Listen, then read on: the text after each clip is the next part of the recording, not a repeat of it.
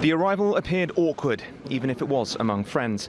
Volodymyr Zelenskyy arriving at a meeting of defence ministers from allied countries, including the US, UK and hosts Germany. He, like his country's soldiers, once more on a mission to ensure Ukraine's partners were following through on promises to help it win its war with Russia. A shortage of missiles and cooperation, and this applies even to our territory, which is occupied by Russia, including Crimea. We think it is wrong that there are such steps. We need to have this long-range capability not only on the occupied territory of Ukraine, but also on the Russian territory. Zelenskyy is frustrated that allies still haven't permitted Kiev to hit Russia inside its own borders using Western long-range missiles. He believes this is a key way to put pressure on Moscow to end its 2.5-year war on Ukraine. But speaking after the meeting, US Defense Secretary Lloyd Austin appeared to indicate that Washington did not believe long-range capabilities would turn the tide of the war.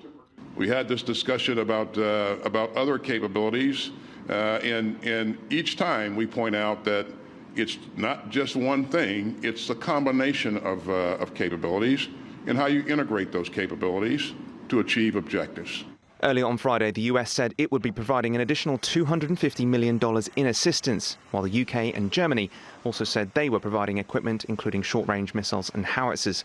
Ukraine says it desperately needs to bolster its defences.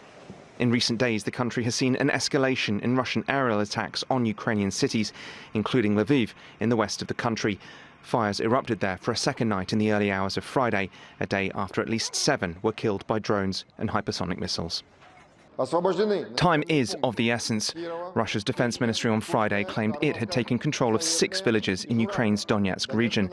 While Ukraine's surprise offensive in the Kursk continues to hold ground, Russian forces advance relentlessly, if slowly, in the east.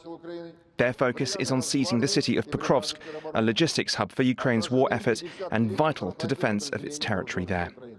Putin wants more Ukraine to occupy than he wants security for Russia.